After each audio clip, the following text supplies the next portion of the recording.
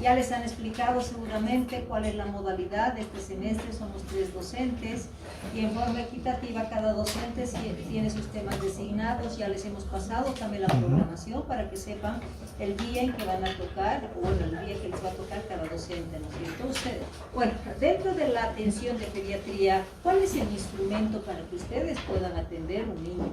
Normalmente decimos, tengo que tener algo de conocimiento para tener un concepto macro de lo que significa la atención pediátrica, ¿no es cierto? Y ahí está la historia clínica.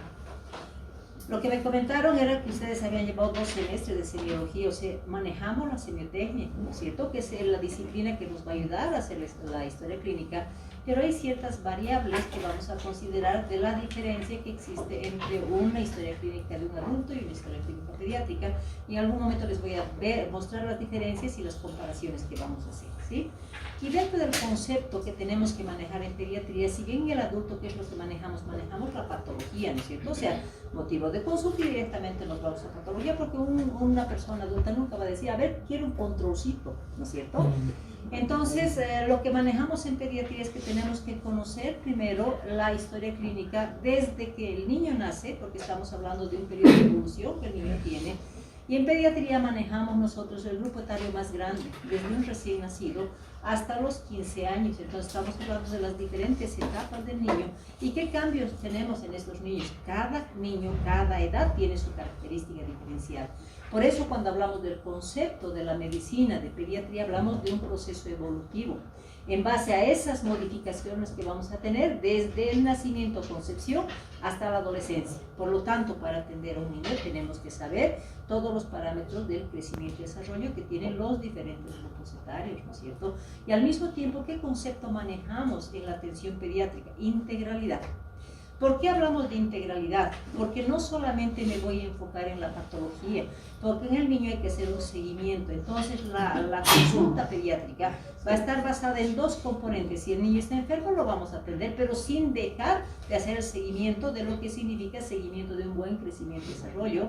Hablamos de la nutrición, principalmente cuál es su peso, cuál es su talla, y al mismo tiempo que consideramos que junto con eso va un programa ya establecido internacionalmente, que es el sistema de vacunas, ¿no es cierto? Por lo tanto, en pediatría hablamos no solamente de la patología ni del seguimiento, sino el contexto entero de lo que significa manejo de la patología o del seguimiento pediátrico. Entonces, por eso hablamos de como componente básica es integralidad. Muchas veces en la consulta nosotros tenemos que educar, ¿no es cierto? Porque tenemos enfermedades que son patologías propias de la infancia, entonces yo tengo que promocionar una vida saludable. Educación de los papás, ¿para qué? Precisamente para promocionar ese componente de vida saludable en base a patologías, en base a alimentación, en base a vacunación, pero al mismo tiempo que tengo que hacer educar a esa familia, ¿para qué? Para que tenga el componente de concepto de prevención. O sea, las diarreas son prevenibles, ¿no es cierto? Porque si les damos ciertos factores, ese niño, si está relacionado con factores diversos, vamos a decir, puede tener diarrea, pero si eliminamos esos factores de riesgo, no se va a enfermar con enfermedades diarreicas agudas. De la misma manera hablamos de las patologías respiratorias o todas las patologías en algún momento en pediatría tenemos probabilidad de prevenir, por eso hablamos de la promoción y de la prevención. Pero si esto en algún momento, que es educación durante la consulta y atendemos a un niño, ¿qué tenemos que hacer? Lograr el diagnóstico adecuado. ¿Para qué? Para lograr la curación de esa patología. Y si en algún momento ese niño ha tenido algún problema, digamos, de lesión y que necesitamos rehabilitar, pues también es nuestra obligación llegar hasta la rehabilitación. Entonces, dentro de los conceptos básicos de la atención en pediatría van a ser estos 5 conceptos. Lo más importante es la integralidad, pero ahí entramos de la promoción, prevención, curación y rehabilitación, ¿no es cierto? Entonces, si yo voy a manejar ese concepto y tengo que saber la diferenciación que se va a tener en las edades, entonces, ¿qué es lo que tenemos que tener? Algo que me ayude a cumplir esa norma en pediatría. Y estamos hablando de la semiología. Sabemos que la semiología es la base para la elaboración de cualquier historia clínica, porque va a tener 4 pilares fundamentales la semiología. Primero, me va a permitir investigar. Entonces, hablamos de que voy a hacer una anamnesis, ¿no es cierto? A través de la anamnesis tengo que buscar, identificar y analizar los signos y síntomas que ese niño tiene. Anamnesis. Pero al mismo tiempo, ¿para qué me sirve esa anamnesis? Me va a permitir investigar primero el motivo de consulta, que es motivo de preocupación de la familia o de los padres, pero al mismo tiempo ese motivo de consulta que está ahí para determinar una patología, al médico le permite investigar a través de preguntas inicialmente abiertas y después preguntas dirigidas para ver qué características tiene esos signos o síntomas que la mamá está indicando, ¿no es cierto? Todo ese es el contexto anamnesis. Una vez que he determinado, y esa anamnesis me ha permitido pensar en probabilidades patológicas, ¿no es cierto? Al mismo tiempo que considero que tengo que corroborar y demostrar que lo que estoy pensando, estoy certificando. ¿A través de qué? A través del hallazgo de signos o datos clínicos en el examen físico que me diga, he pensado en esto y he confirmado con el diagnóstico con el examen físico. Entonces, investigo, corroboro, examino para certificar lo que estoy pensando, ¿para qué? Para que ambos me permitan conjuncionar para llegar a un diagnóstico. Si hablamos del diagnóstico en pediatría, no vamos a considerar solamente enfermedad. Hemos dicho que el diagnóstico entra también en seguimiento. Entonces hablamos de las dos posibilidades: diagnóstico de niño enfermo con la diversidad de patologías que vaya a presentar, y al mismo tiempo hablamos del niño sano, que hace consulta pediátrica para hacer el seguimiento, ¿no es cierto? Y finalmente, una vez que determine patología, vamos a decir, con integralidad, porque hemos dicho, no solamente voy a investigar la patología o si está sano, al mismo tiempo tengo que hacer seguimiento, cómo está su crecimiento, cómo está su desarrollo, cómo está su ganancia de peso, cuál es la ganancia de talla, ¿para qué? Para decir si hay un grado de desnutrición o no. Y si estamos hablando de vacunas, es un esquema internacional. No es lógico que un niño esté con 2 años y no haya recibido ninguna vacuna. Entonces también vigilamos el sistema inmunológico, ¿no es cierto? Entonces a eso nos basamos en el concepto de integralidad para finalmente conjuncionar todo eso y hacer un tratamiento nuevamente integral en base a la patología, en base a la nutrición, en base al componente inmunológico, ¿no es cierto? Entonces son nuestros pilares fundamentales para elaborar la historia clínica, pero nos dan ciertas condiciones. Si hablamos de pediatría, ¿será que igual que un adulto va y le dice, me duele mi cabeza, me duele mi garganta? El niño es dependiente de un adulto, ¿no es cierto? Puede ser la mamá, el papá, etc. Entonces, ¿qué me dice? Que yo, para hacer una buena historia clínica, primero tengo que lograr la confianza de esa persona que ha llevado al niño, ¿no es cierto? Entonces, estoy hablando de que primero, si a esa mamá yo la trato mal, no me va a dar los datos y me va a calificar como un mal médico. Si yo voy a tratar a ese niño con respeto e identificando al paciente, es diferente. Si ustedes son padres y va un médico, ¿qué pasa con tu guagua? Ahí ya dicen, no, algo está pasando, ¿no es cierto? En cambio, si ya hemos visto en la historia clínica y decimos que se llama Juan o María, entonces, ¿qué está pasando con Juan? Si es que quieren, lo que está pasando con Juanito. ¿Cómo se siente ese familiar? Está identificando como paciente, ¿no es cierto? Entonces, a eso se debe a que nosotros tenemos que lograr esa confianza para que nos dé un buen relato de la patología del niño. Al mismo tiempo, en nuestro medio, y no sé si en el Brasil o ahí en Chile también, los factores culturales, yo creo que sí somos países en desarrollo, donde en nuestro medio, por ejemplo, cuando ustedes sean internos, ¿qué es lo que va a pasar cuando un niño viene con fiebre? ¿Qué es lo que la mamá nos dice? Ambiente cultural, ¿no es cierto? Por cultura, ¿qué es lo que piensan? Que antes, ¿qué es lo que hacían para bajar la fiebre a los niños? Reunían a toda la familia, hacían miccionar en un recipiente, le aumentaban agua tibia y lo bañaban, ¿no es cierto? ¿Alguna vez han escuchado eso? Lo ha bañado con orín y ha bajado su fiebre. ¿Sí? Si nosotros vamos a hacer una cara así de qué barbaridad, ¿cómo está haciendo eso? ¿No es cierto? O le vamos a reclamar a la mamá y le vamos a decir, ¿cómo vas a bañar con orín? Eso es malo. Entonces, es un aspecto cultural que tiene muchas generaciones. Entonces, si en algún momento me va a decir un aspecto cultural que no nos parece, simplemente volcamos con una educación la prevención. Si están metiendo orina, ¿creen que tiene algún factor que sea antitérmico la orina? No, pero le aumentó agua tibia. ¿Cuál es el efecto de un baño con agua tibia? Es un medio físico.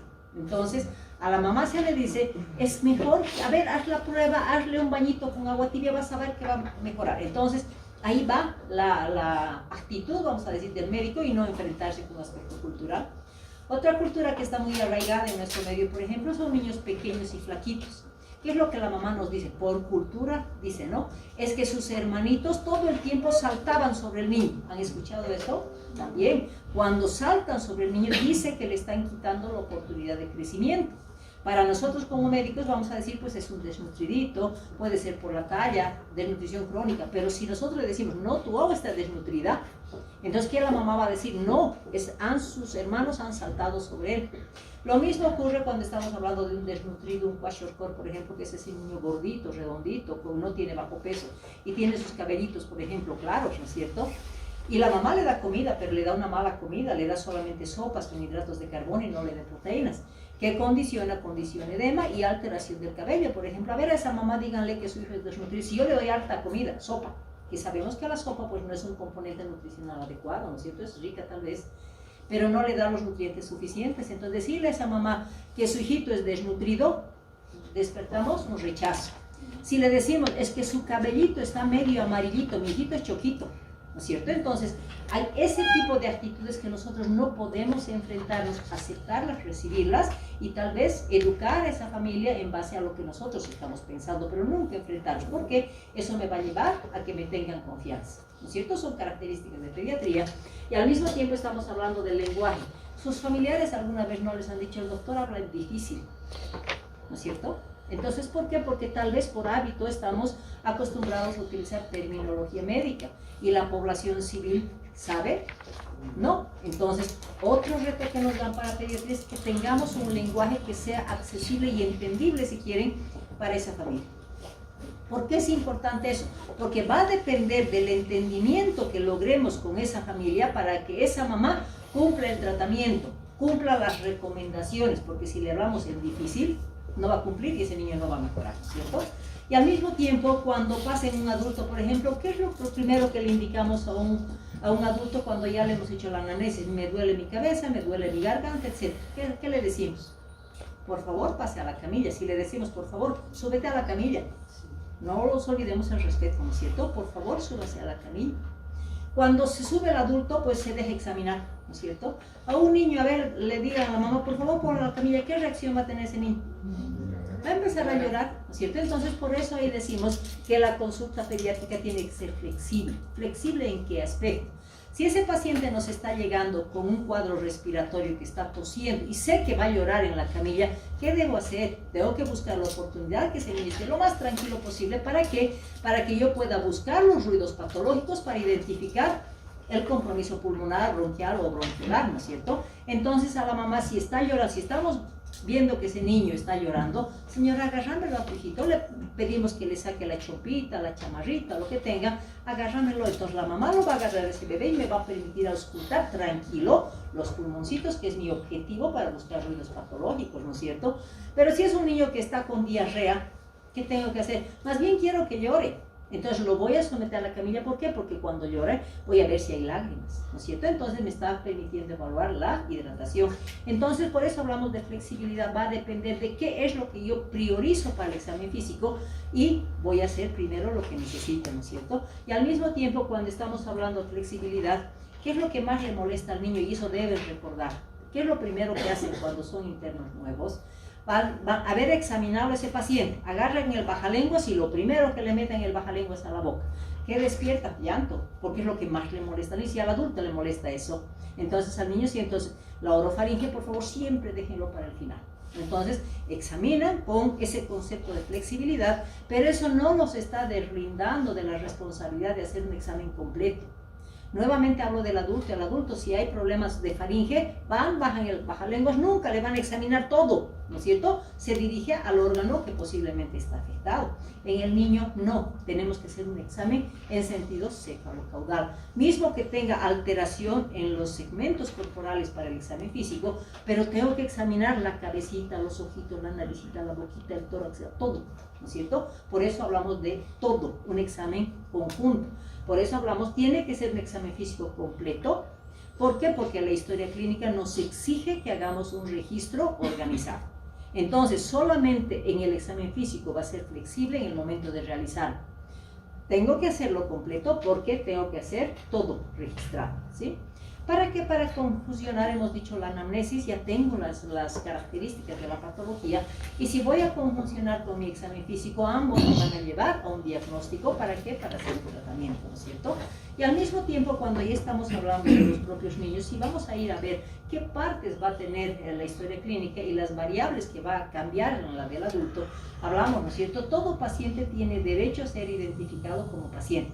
Mismo que sea un recién nacido puede ser que no tenga nombre, pero tiene apellido, por lo menos de la mamá o del papá, ¿cierto? Entonces siempre vamos a poner primero la hora y fecha, porque es un instrumento legal que tiene que tener fecha, hora, y como estamos hablando de pediatría, vamos a considerar que es el servicio de pediatría, ¿no es cierto? En algún documento de un abogado, ustedes han visto que no tiene fecha y hora, ¿no? ¿Verdad? El expediente clínico, la historia clínica de un niño o de cualquier paciente es un documento legal. Es a través del documento legal, si nosotros hacemos bien, vamos a estar libres de que nos acusen de una negligencia, por ejemplo. Pero si hago las cosas mal, es mi primer instrumento para que me condenen. Por eso se dice que es un instrumento legal, que hay que tener mucho cuidado en la elaboración, por lo tanto tiene que ser legible, letra legible. ¿Qué dicen otra vez de la letra del médico? No es legible, las recetas a veces no son legibles. Si esa historia clínica o esa receta llega a la fiscalía por un proceso legal y el fiscal o el abogado o quien esté responsable de la parte legal no lee, eso significa automática, no se esfuerzan en traducir. Esto no se lee, negligencia, ¿no es cierto? Entonces por eso se exige dentro del registro de la historia clínica, fuera de identificar el día, la fecha y el servicio, tiene que tener letra legible, no pueden utilizar borrones y rayaduras, ¿no es cierto?, como condición básica de un documento legal. Posteriormente ya vamos a la identificación del niño, ¿no es cierto? Hablamos del nombre y apellido del niño, identificamos la edad, el sexo, la fecha de nacimiento y el domicilio. ¿Será importante en la historia clínica pediátrica marcar la procedencia? En el adulto es importante, en los niños no. ¿Por qué?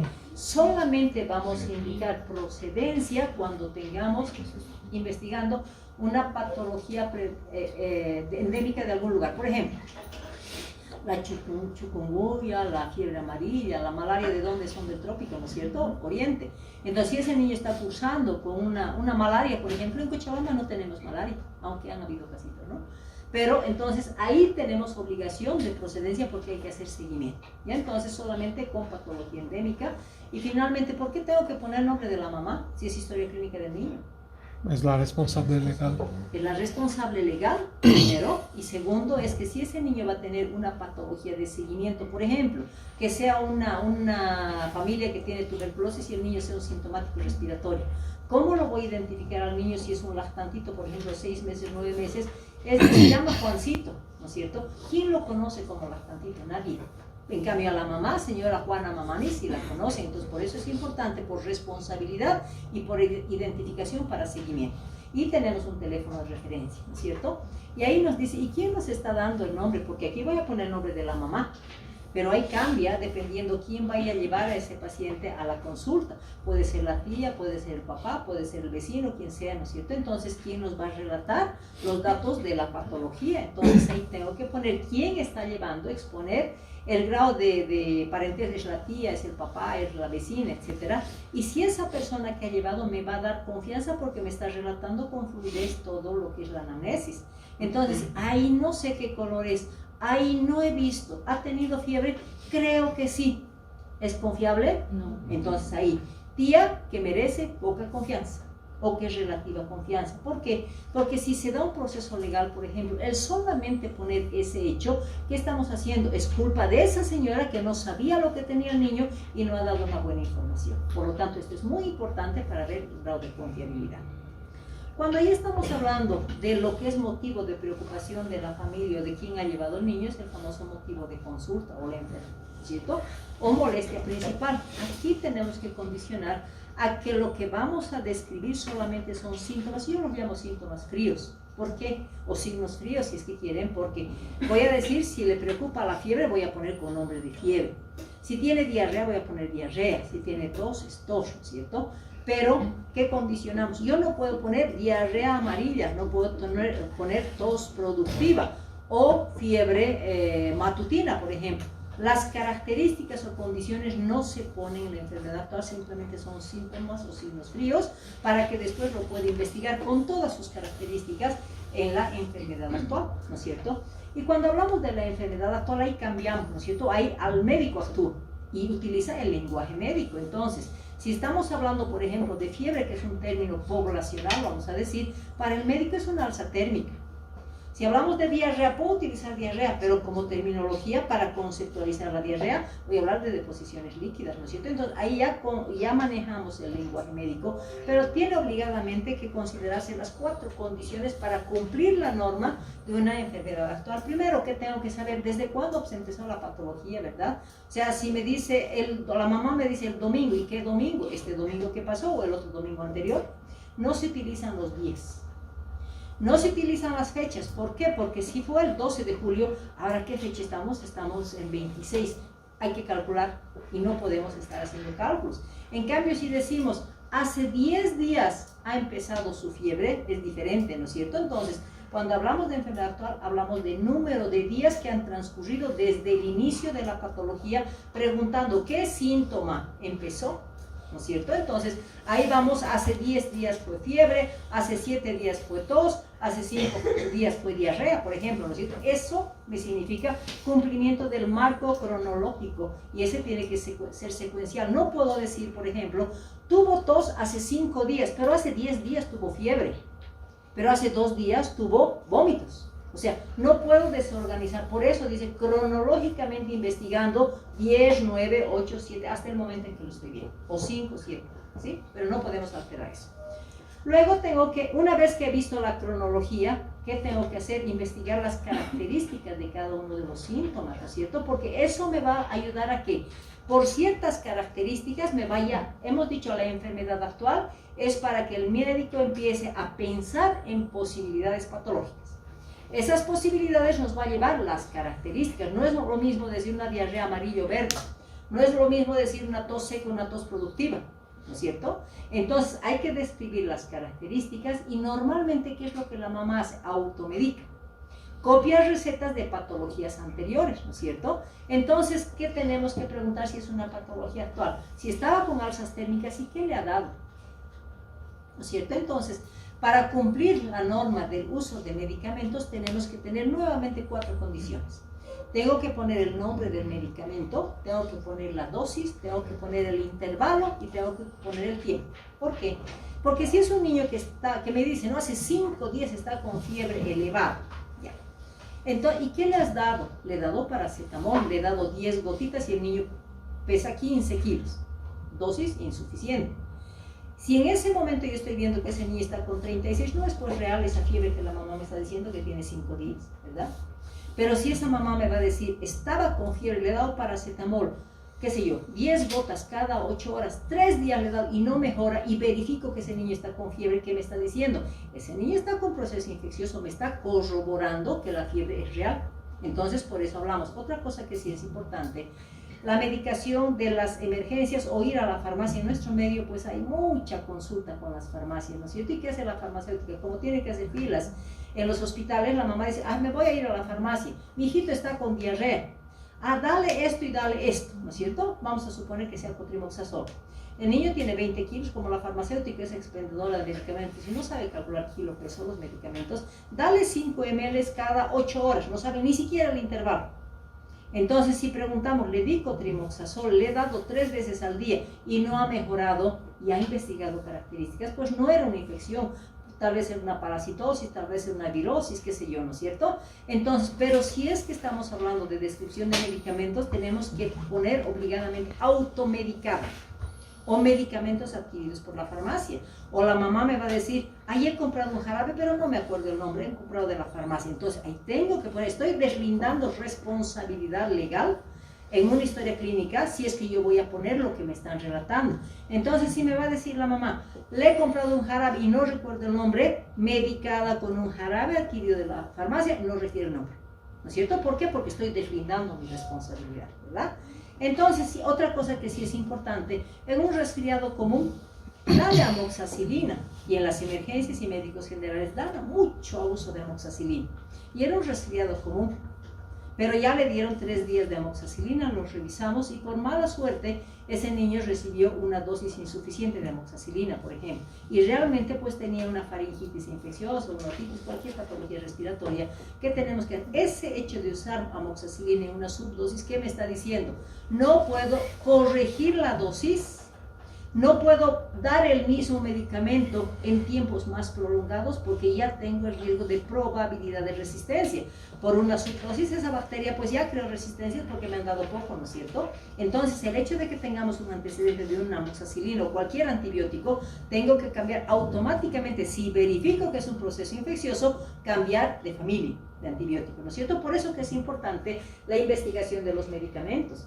Y cuando hablamos de otros síntomas, ¿qué preguntamos? Muchas veces, por ejemplo, un niño puede venir con solamente alzas térmicas y no hay ningún dato clínico, ¿no es cierto? Para nosotros va a ser pensar, debe ser una infección urinaria porque dentro del diagnóstico de síndrome febril de causa desconocida, porque no he verificado tus síntomas, ¿no es cierto? Eso puede ser una forma de investigar otros síntomas para ver la causa de esas alzas térmicas. Pero si en algún momento ese paciente está con tos y yo no lo estoy viendo bien ese niño, en otros síntomas voy a buscar datos de gravedad. Si ese niño está con una tos hace 5 días y está con alzas térmicas no cuantificadas que no mejoran con el paracetamol, ¿qué tengo que preguntarle a esa mamá si ese paciente tiene tos? ¿Cómo está respirando, verdad? O sea, si me dice, ahí está un poco agitado, no está respirando bien, ¿qué me dice? Que en otros síntomas voy a añadir los datos de gravedad porque en ese otro síntoma me va a decir, tienen que internar, por esto están internados. Si estamos hablando de una diarrea, les hablo de iras y edas porque son las patologías prevalentes de la infancia, ¿no es cierto? Entonces, cuando estamos hablando de una diarrea, ¿qué tengo que preguntarle? Para saber si está grave o no está grave. La frecuencia que se hace. La frecuencia, eso vamos a entrar en características y frecuencia, ¿no es cierto? Pero para dar datos de gravedad. Restos de alimento, ¿no? La característica de las heces. Más que características, las características me van a tipificar etiología, ¿ya? Pero para hablar de un cuadro de diarrea y dato de gravedad, le voy a decir, señora, ¿y tu ahorita no está durmiendo mucho? Porque la letargia, la somnolencia, ¿qué significa? Gravedad, deshidratación grave. Entonces, en otros síntomas es buscar signos o datos de gravedad para justificar una internación o sintomatología que la mamá no haya percibido, tal vez ni se ha dado cuenta y que nosotros tenemos que hacer preguntas dirigidas para investigar. Entonces, otros síntomas significa o gravedad o síntomas que no son motivo de preocupación, pero que para nosotros va a ser útil, ¿sí? Cuando hablamos un poquito de las características que ustedes me dicen, tenemos que ya enfatizar y pensar, ¿no es cierto?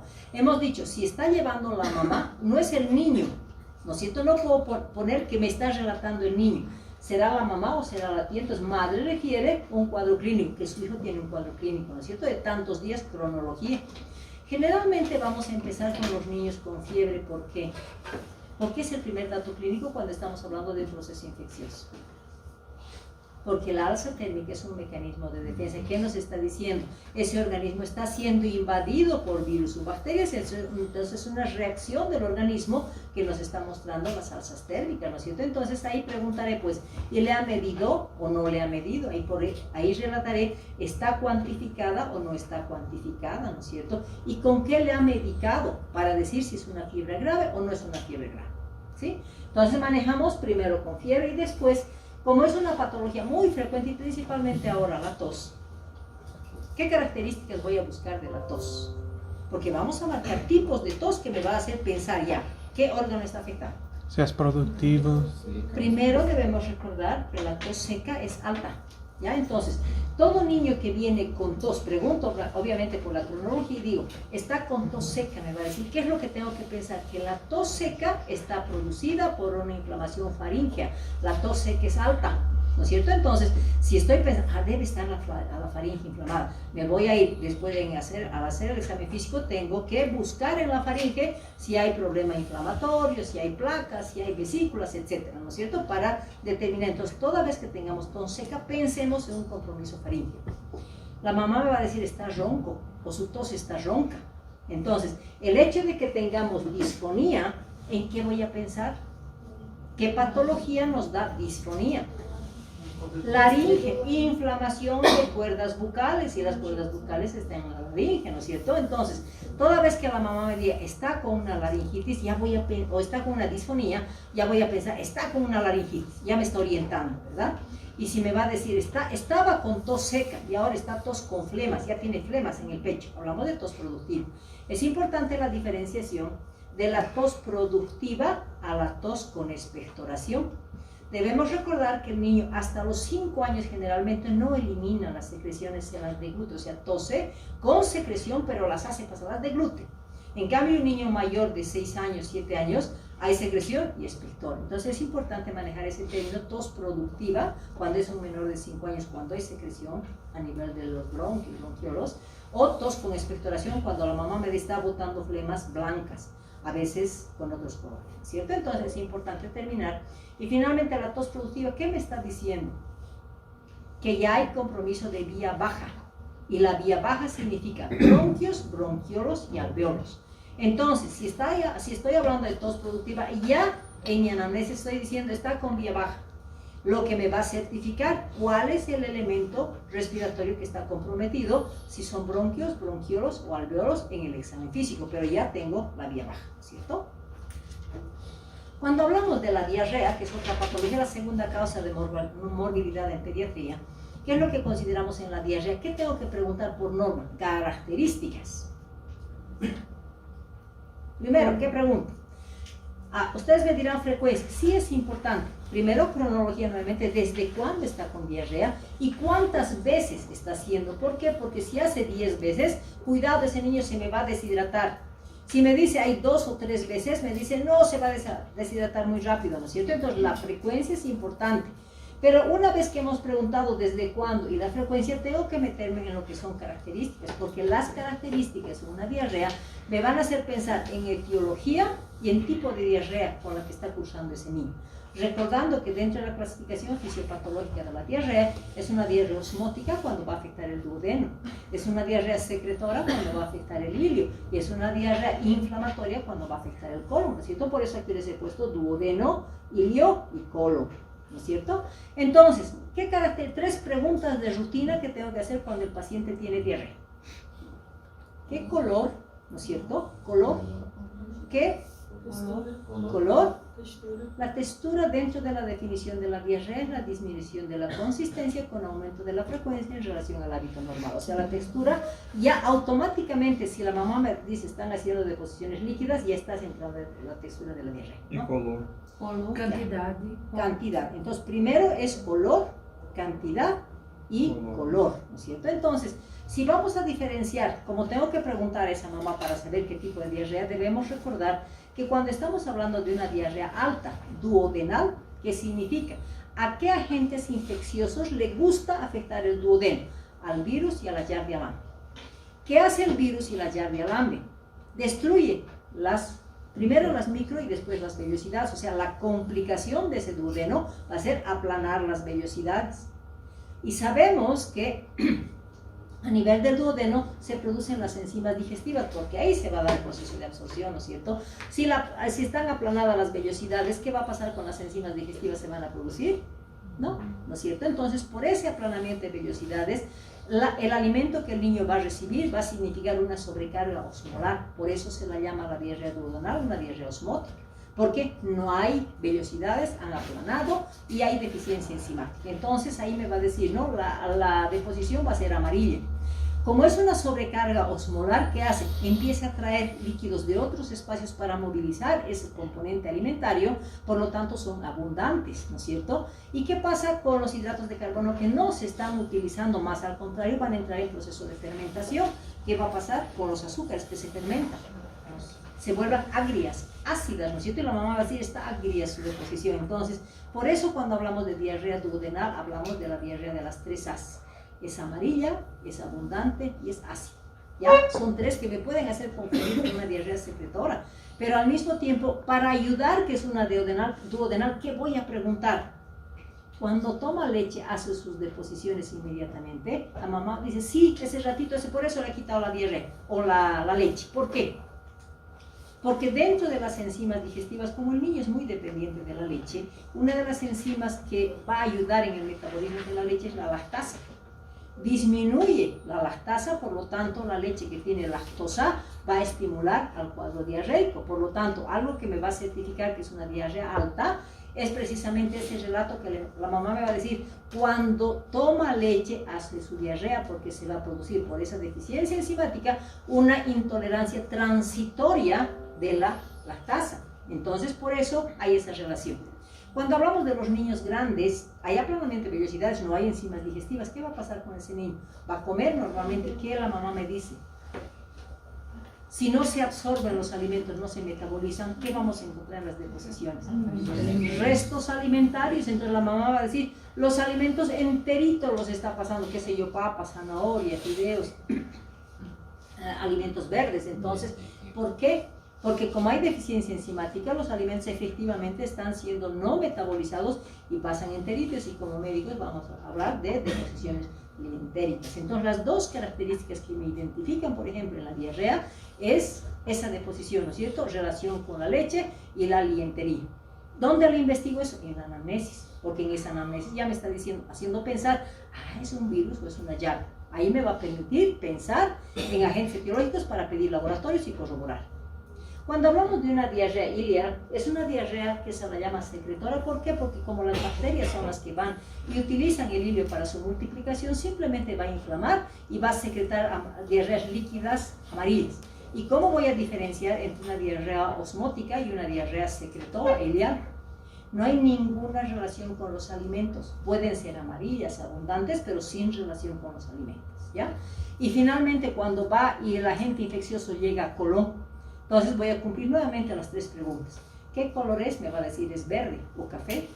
¿Qué cantidad es? La mamá va a decir es poquito, pero hace cada ratito, ¿no es cierto? ¿Y qué olor tiene? Es feo, es fétido. Entonces ya me está diciendo es una diarrea colónica.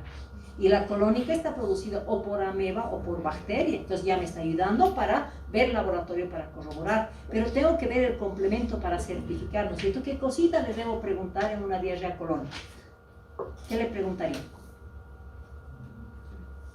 Si el epitelio colónico está siendo invadido, sea por ameba o por bacteria, ¿qué produce? Inflamación. Y la inflamación responde con moco, ¿no es cierto? Hay aumento de peristaltismo, sí, hay dolor, pero ese dolor es en relación a la deposición, ¿ya? Entonces, el complemento para definir esa diarrea son preguntas dirigidas, ¿no es cierto? ¿Y tiene moco en la diarreita? Sí, colónica, ¿no es cierto? Y algún ha tenido un poquito de sangre, porque las amebas y las bacterias producen ulceraciones, y si hay sangrecita, sí, colónica, ¿no es cierto? Pero al mismo tiempo, cuando le pregunto, ¿y cuando hace su diarreita puja?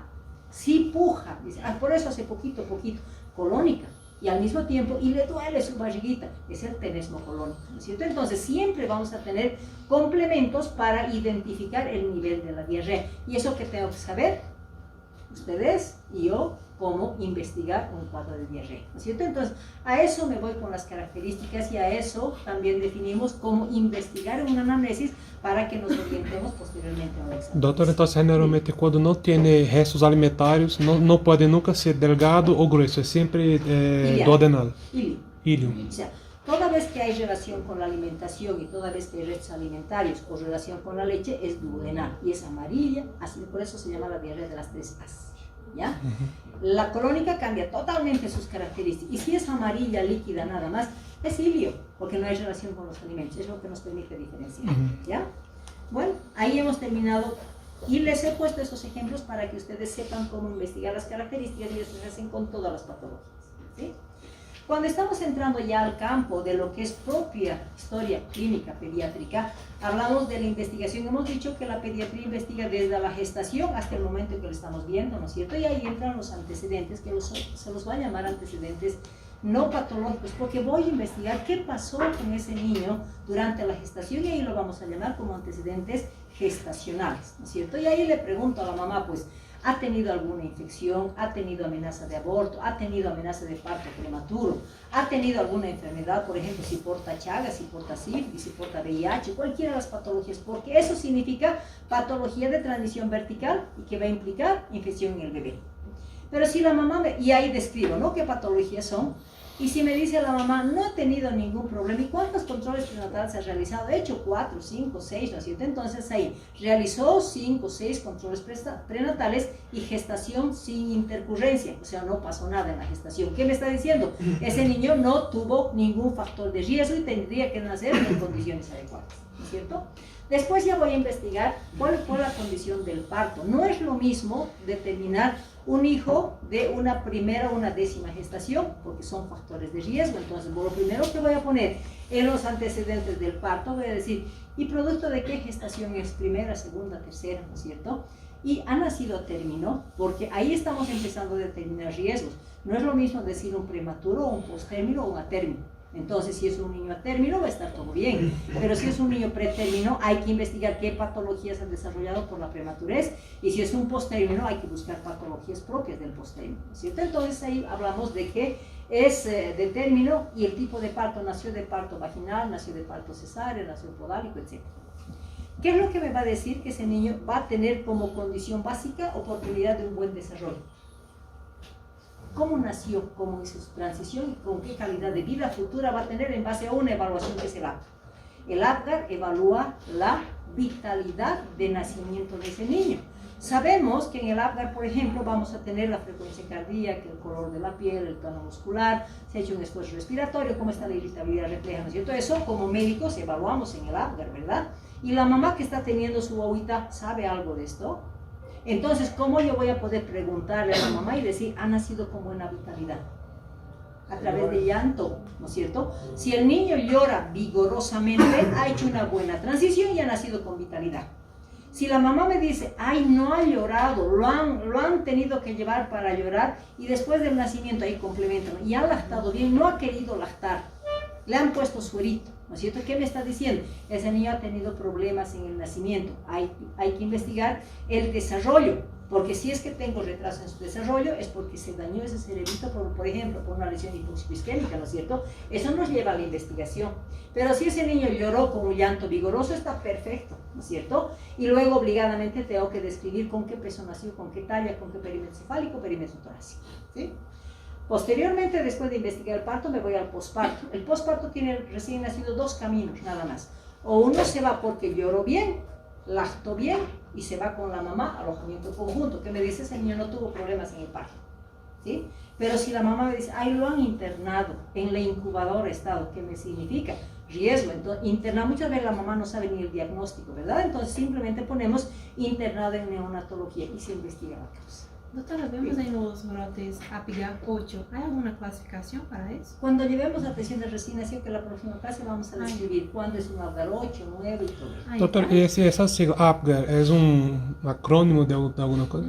O sea, es el apellido de la autora que ha hecho ese puntaje, que es Virginia APGAR. Ah, ya. Y ustedes que utilizan como estudiantes un acrónimo, le ponen, ¿no? Apariencia, gesticulación, respiración, tono. O sea, lo han adaptado y eso es el APGAR modificado, ¿no es cierto? Han determinado para que se acuerden, eso, apariencia, pulso, gesticulación, eso manejan ustedes.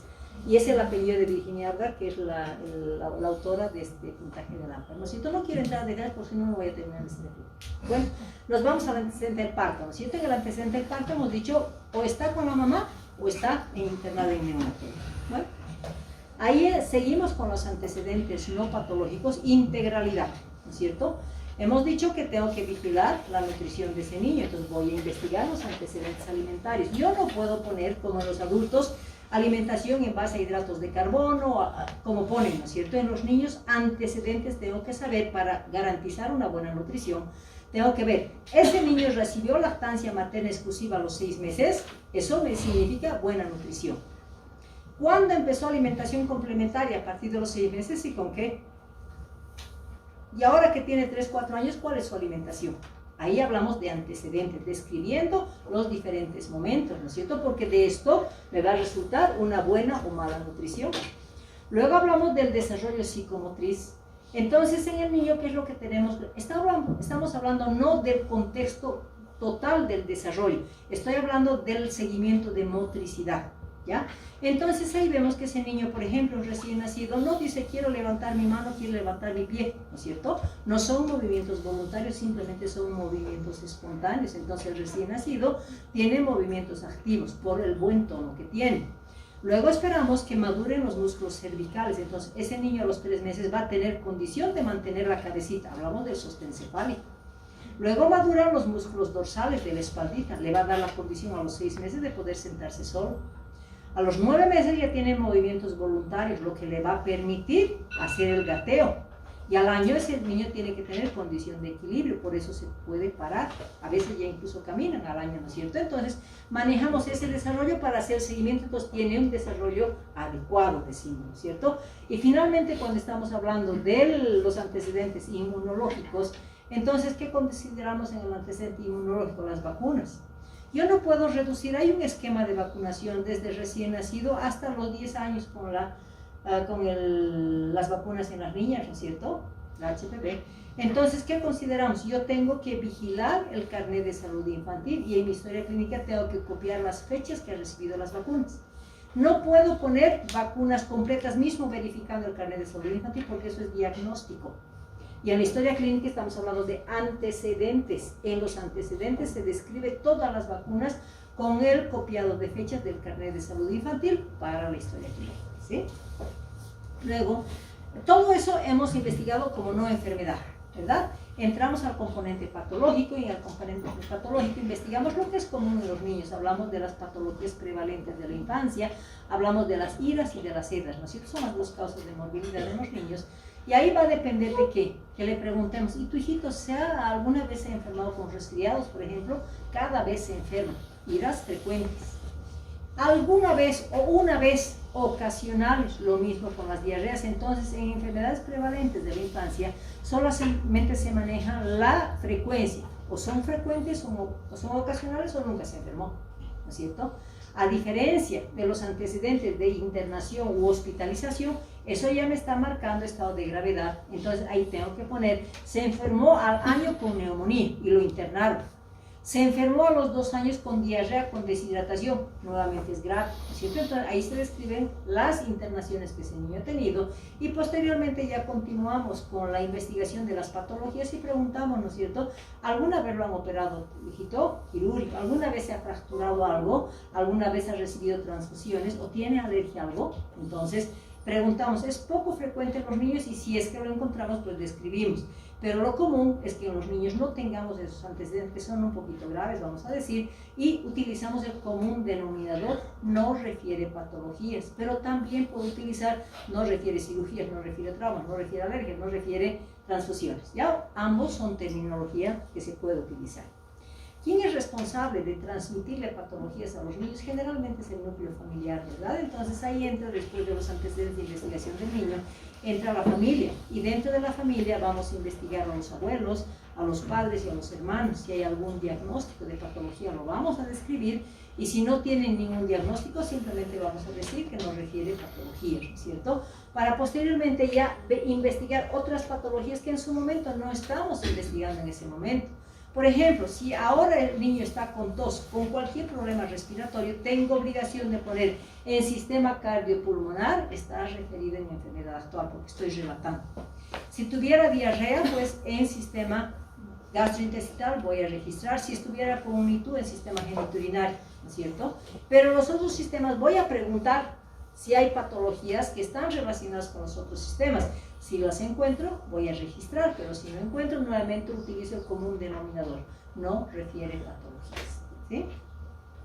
Bueno, si ustedes se fijan, hemos investigado todo lo del niño, ¿cierto? Y ahí hemos visto claramente la diferencia de la investigación desde el nacimiento hasta el momento que le estamos encontrando y el componente integralidad, vacunas, nutrición, desarrollo y patología propia, ¿cierto? Entonces, ahora nos vamos a corroborar, se dice, ¿no? Que la anamnesis me está permitiendo investigar y pensar en algo y el examen físico me está diciendo corroboren y vean si es real, ¿no es cierto? Entonces, el examen físico tenemos que empezar no directamente tocando al paciente, ahí lo dividimos en 2 aspectos, lo que es el examen físico general y lo que es el examen físico regional. Cuando hablamos del examen físico general, ¿Qué tengo que hacer? Lo primero, ver la condición de esa consulta. ¿Será que está en buen estado general? Porque está jugueteando, está riendo, etcétera, ¿no es cierto? Tal vez está llorón, está inquieto, está en regular estado general. Y si está letárgico, está hipoactivo o lo veo decaído, está en mal estado general. Entonces, lo primero que hacemos, y aquí les pongo, ¿no? Todo examen comienza en la observación cuidadosa del niño, postura y actitud. Eso me va a condicionar a que ponga, esto les he abreviado, por si acaso en la historia clínica se le escribe, ¿ya? Va a ponerse en bueno, regular estado, mal estado general, pero aquí no puedo volver a relatar y decir, lactante menor de 8 meses de edad de sexo masculino. Ya lo puse eso en filiación e identificación del paciente, entonces en el examen físico ya lo tengo que encajonar al grupo etario en el que pertenece. Y el grupo etario vamos a considerar, por ejemplo, el recién nacido, aunque la literatura maneja el recién nacido hasta los 28 días, actualmente la OMS ha definido que el recién nacido se lo considera el primer día de vida, ¿ya? A partir del segundo día hasta los 28 días es un neonatito. Si es un niño que tiene un mes hasta los 11 meses, es un lactantito menor. De un año hasta los 1 año, 11 meses es un lactante mayor. 2 años, 5 años es un preescolar. 6 años, 12 años es un escolar, 13 años y más es un adolescente, ¿no es cierto? Entonces, aquí tengo que poner a qué grupo etario pertenece. Luego ese niño siempre va a llegar con signos vitales, entonces ahí voy a definir si ese niño está febril, afebril o subfebril. Entonces, dependiendo de la relación de temperatura que me den en signos vitales, yo voy a poder calificar el estado febril, ¿no es cierto? Y finalmente, ¿qué tengo que ver? ¿Cuál es su actitud del niño? ¿Estará letárgico? ¿Estará activo? ¿Estará reactivo? Porque esto del estado de conciencia tiene que estar relacionado con lo que he antecedido, si está en bueno, regular o mal estado general. Para posteriormente irnos a lo que es frecuencia o signos vitales y antropometría. Es importante considerar la frecuencia cardíaca, porque si está febril y encuentro una frecuencia de 110, por ejemplo, latidos por minuto, está taquicárdico. Pero tengo que saber si ese niño está con 38, 39, que cada grado centígrado que incrementa va a aumentar 10 latidos, ¿no es cierto? Entonces, es una respuesta fisiológica al incremento de la frecuencia cardíaca, si está febril. Pero si voy a encontrar una taquicardia y la temperatura está a 36, cuidado, hay que investigar el porqué, ¿no es cierto? Luego hablamos de la frecuencia respiratoria. Sabemos que hay parámetros normales en el problema respiratorio, entonces ahí veremos si está disneico, está taquipneico, etcétera, ¿no es cierto? Y luego vamos a ir a lo que es peso y talla. ¿Por qué sería importante en los niños el peso y la talla? Hemos dicho integralidad, nuevamente, ¿no es cierto? El peso y la talla, la OMS me dice, nunca solamente valoren el peso, no solamente valoren la talla. Lo ideal es la relación peso y talla adecuada para la edad, decimos, ¿no es cierto? Pero si no tengo las tablas de la OMS, tengo que tener instrumentos para determinar si ese peso está bien para la edad o si la talla está bien para la edad. O sea, va a depender de los instrumentos que estemos manejando, pero también a través de cálculos nos permiten diagnóstico de peso y talla adecuado, ¿no es cierto? Entonces, y al mismo tiempo no solamente es de nutrición. ¿Para qué me sirve principalmente el peso? Además, lo que no hacen las farmacéuticas, calcular la medicación. Toda medicación en pediatría es kilopeso. Entonces, si yo no sé el peso del niño, ahí yo voy a estar en problemas, ¿no es cierto? Porque toda medicación es kilopeso, ¿no es cierto? Bueno, y ahí entramos ya al examen físico regional. Y en el examen físico regional tengo primero que mirar, luego oír y luego palpar, ¿no es cierto? Es la base del examen físico. Entonces ahí empezamos desde la cabecita, ¿no es cierto? Entonces, pero primero la piel. Hablamos del turgor y elasticidad. En algunas historias clínicas dice piel y faneres. ¿Vale la pena asociar a eso? No, porque si estamos en cabeza yo voy a hablar de cabellos. Si estoy hablando de manos y veo alteraciones en las manos, voy a hablar de faneres. Entonces, es importante diferenciar. ¿Por qué? Porque algunas patologías están relacionadas con alteración del turgor y la elasticidad.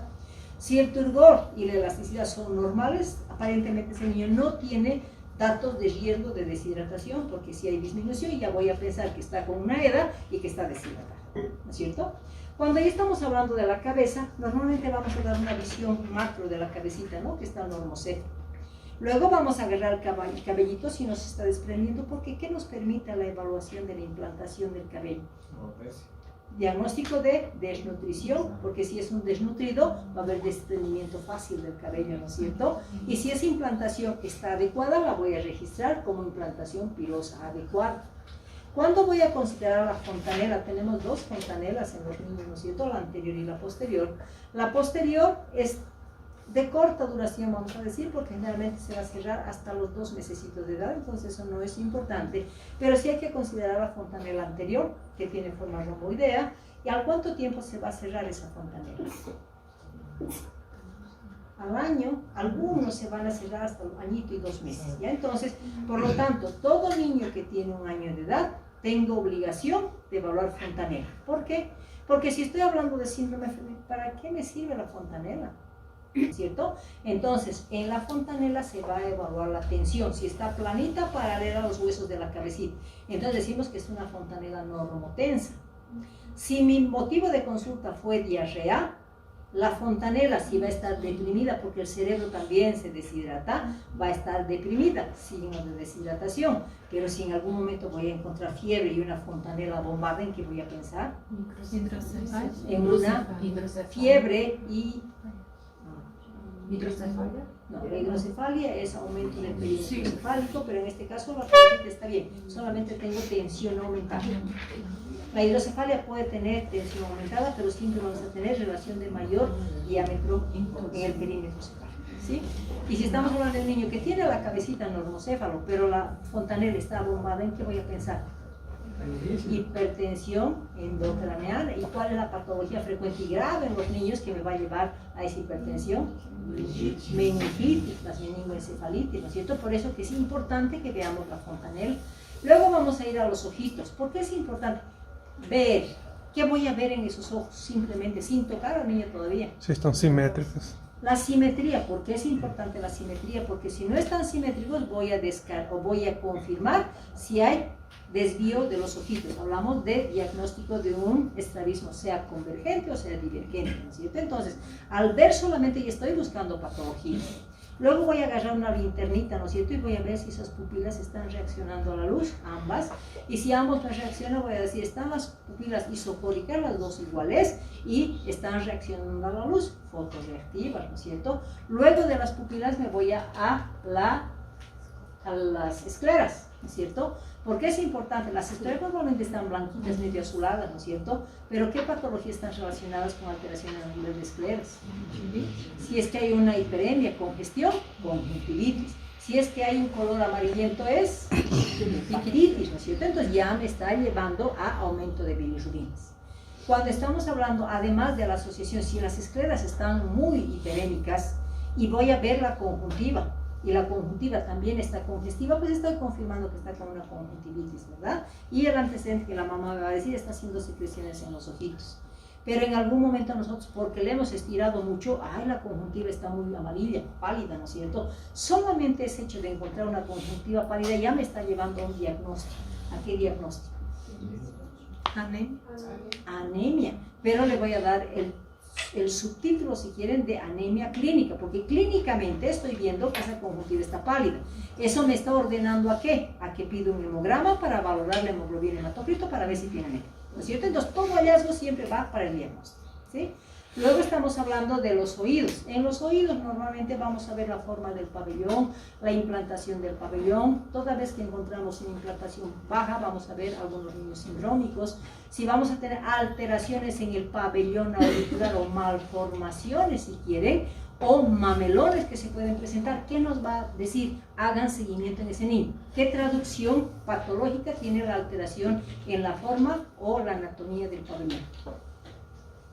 Igual a posibilidad de malformaciones renales, ¿no es cierto? Entonces, todo niño que nace con alteraciones en el pabellón, hay que hacer seguimiento del sistema urinario, ¿sí? Y luego tengo que ver, no se voy a estirar el pabelloncito y voy a ver si hay secreción. Si hay una secreción voy a pensar en una otitis. Si hay un poquito de cera, pues voy a decir, el conducto auditivo está externo, está permeable, ¿no es cierto? Para posteriormente ya irnos al examen de nariz. La nariz normalmente es simétrica, tiene forma piramidal, pero en un paciente que está con una patología respiratoria, tengo que ver si las fosas nasales están permeables o no. Y si no están permeables y no tiene secreción, ¿y qué color es la secrecióncita, verdad? Entonces, si voy a tener una secreción cristalina o hialina, es un resfriadito. Si es una secreción purulenta, fétida, ¿en qué voy a pensar? Bacteria. ¿Y qué patología está relacionada con secreción nasal purulenta o hemática a veces? Una rinosinusitis o una sinusitis, ¿no? Entonces, hallazgos que me llevan a patologías. Hablamos de la boca, vamos a evaluar obligadamente los labios. En los adultos manejamos dientes diferenciados, ¿no es cierto? Y en el niño no es esa diferencia, simplemente vemos todos los dientecitos, hablamos de la arcada dentaria. Si tiene muchas caries, vamos a decir está en mal estado general, arcada dentaria en mal estado general, regular o buen estado general. Después de la arcada dentaria, ¿qué vamos a encontrar? La lengua, ¿no es cierto? Y la lengua va a estar móvil. Si tiene saburra la voy a describir, si no tiene saburra, pues digo es una lengua limpia. Y finalmente también voy a evaluar las mucosas. Nunca vamos a poder decir conjuntivas pálidas y mucosas orales rosadas. No es lógico, ¿no es cierto? Entonces tenemos que ver también relación de la anemia en la que estamos sospechando. Finalmente la orofaringe. ¿Cuándo voy a examinar la orofaringe? Al último, ¿no es cierto? ¿Y cuándo voy a sospechar de que hay una inflamación faríngea o infección faríngea? Cuando el paciente tenga tos seca, ¿no es cierto? ¿Y qué voy a buscar? Si es una faringe que está rosada, si hay una congestión, si hay hiperemia, si hay vesículas, pensaré en una herpangina, si hay placas, pensaré en una faringitis o una faringoamigdalitis estreptocócica, ¿no es cierto? O sea, el hallazgo, cuando hay antecedente de tos, el hallazgo faríngeo me va a decir, es un herpes, es un virus, es una bacteria, ¿no es cierto? Manejamos esto. La otoscopía manejamos solamente si es necesario, si el niño viene que le está doliendo su oídito, ¿no es cierto? Generalmente es motivo de consulta. ¿Y qué vamos a hacer? En caso necesario hacemos la otoscopía y sabemos que la membrana timpánica se va a visualizar a través de la otoscopía y normalmente vamos a ver un color rosa nacarado, decimos que es lo normal, ¿no es cierto? Pero si está hiperémica y hay una otitis. Si es una membrana abombada, es una otitis, y para el colmo, si voy a verificar que hay secreción purulenta, y es una otitis supurada, ¿no es cierto? Entonces el examen físico normalmente me está confirmando de que hay un proceso patológico. En el cuello no hay mayor alteración, forma simétrica, búsqueda de adenopatías cuando tenemos un problema infeccioso en la cara generalmente, ¿no es cierto? O los dientecitos o los Luego nos vamos al examen de tórax, ¿no es cierto? En tórax hemos dicho que si es que el paciente tiene proceso respiratorio, principalmente ¿qué tipo de tos? ¿No? Cuando hablamos de tos productiva, tengo obligación de aplicar los 4 pasos semiológicos. Entonces voy a mirar la inspección, voy a palpar, voy a percutir y voy a auscultar. Cuando ese paciente está con tos productiva, ¿en qué voy a pensar? ¿Será que el pulmón está ocupado con un proceso infeccioso o está libre? Eso me va a decir, si hay liberación de ambos pulmones, vamos a decir, ese movimiento torácico va a estar normal, ¿no es cierto? Va a haber simetría en ambos hemitórax. Pero si está uno de ellos ocupado con una neumonía o un derrame, por ejemplo, ¿qué voy a visualizar en esa inspección? Uno se mueve y el otro no se mueve. Entonces ya estamos hablando de la asimetría, la relación de ocupación pulmonar, pudiendo ser condensación o pudiendo ser derrame, ¿cierto? Me voy a la palpación, elasticidad y expansividad, y tiene que haber relación. Si un tórax asimétrico, tiene que haber alteración en la elasticidad y expansividad también, que está disminuida en uno de los hemitórax, ¿no es cierto? Luego voy a ir a percutir. Lo normal de una percusión torácica, ¿qué es? El sonido que voy a escuchar es la sonoridad, ¿no es cierto? Está con sonoridad conservada. ¿Y qué vamos a encontrar si ese paciente está alterado? Uno puede ser que esté acumulando aire. ¿Y qué percusión voy a tener si hay un proceso obstructivo?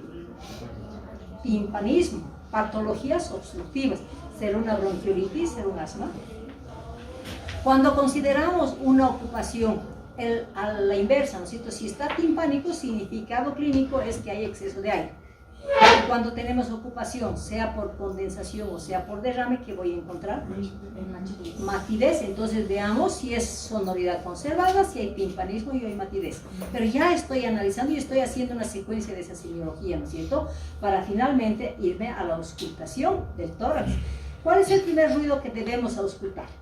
Lo primero, el murmullo vesicular, ¿no es cierto? ¿Qué es el murmullo? Lo primero que ponemos el estetoscopio en el tórax, escuchamos el murmullo vesicular, ¿no es cierto? Y decimos está presente, está conservado. ¿Qué es el murmullo vesicular? Es respiración normal, pero que se traduce clínicamente como murmullo vesicular. Eso Quando da o inspiração, ar passa da pelos expiração. alvéolos. Ya, es el sonido que se emite al pasar el aire por los alveolos. Ese es el murmullo vesicular, es el intercambio de aire intraalveolar, ¿no es cierto? Entonces, lo primero que vamos a ver. Entonces, para buscar ruidos patológicos en la auscultación, voy a ver primero el murmullo vesicular, ¿no es cierto? ¿Qué me va a decir que está alterado el murmullo vesicular? Nuevamente ahí hablamos de ocupación, ¿no es cierto? Si el murmullo vesicular es el paso de aire entre los alvéolos, y si eso está ocupado y está condensado, ¿cómo va a estar el murmullo vesicular? Disminuido en una neumonía y abolido en un derrame, ¿cierto? Y finalmente voy a buscar los ruidos patológicos, y decíamos, ¿no es cierto? Hay compromiso bronquial, hay compromiso bronquiolar y hay compromiso alveolar. Entonces, por eso es que se van a identificar los tres ruidos que son característicos. Hablamos de broncos, sibilancias y crépitos, ¿no es cierto? ¿Qué significado clínico va a tener si nosotros auscultamos los broncos? ¿Qué significa? Los bronquios están inflamados, pero ¿qué pasa para que qué pasa en los bronquios si están inflamados? ¿Qué produce? Secreción. Entonces, toda vez que encontremos secreción bronquial, vamos a encontrar roncus en campos pulmonares, ¿sí? Eso significa afección. Entonces, nos va a permitir, he encontrado tos productiva y hay roncos en pulmones, me va a decir, es una bronquitis, independiente que sea causa etiológica, virus o bacteria, ¿sí? Cuando consideramos las sibilancias, ¿qué significa las sibilancias? Quando está com obstrução. Obstrucción, ¿cuáles son las patologías obstructivas en los niños? Asma en el niño grande y bronquiolitis en el lactante. Y cuando encuentro estertores crepitantes, ¿qué me dice? ¿Qué es el crépito? Es el pegue y despegue de paredes alveolares. Cuando el alveolo está infectado, va a producir secreción en las paredes alveolares, ¿no es cierto? Los movimientos respiratorios son inspiración, distensión del alveolo, expiración, retracción del alveolo. Y si esas paredes están llenas de secreción, es el pegue y despegue de las paredes por la secreción alveolar. Entonces, se tipifica como roncus bronquiales, sibilancias bronquiolares y crépitos alveolares, ¿sí? Bueno, luego vamos al examen físico abdominal.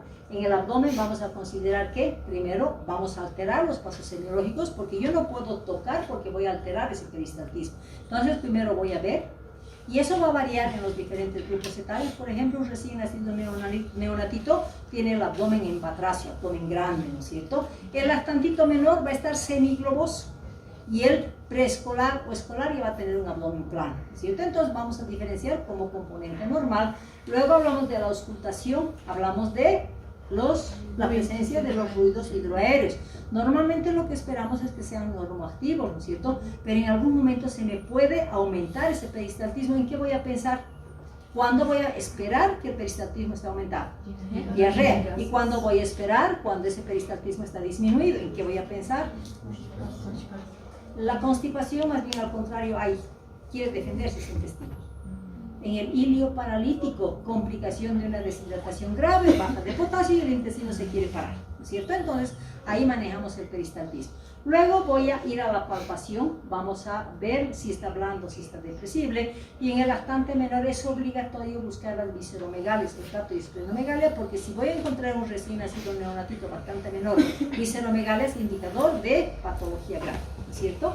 Y finalmente voy a hacer la percusión. ¿Qué característica tiene el intestino del niño? Acumula gases, ¿no es cierto? Entonces, si vamos a hacer la percusión en los 4 cuadrantes, generalmente vamos a considerar que hay un timpanismo generalizado, ¿no es cierto? Por esa característica fisiológica que tiene el niño.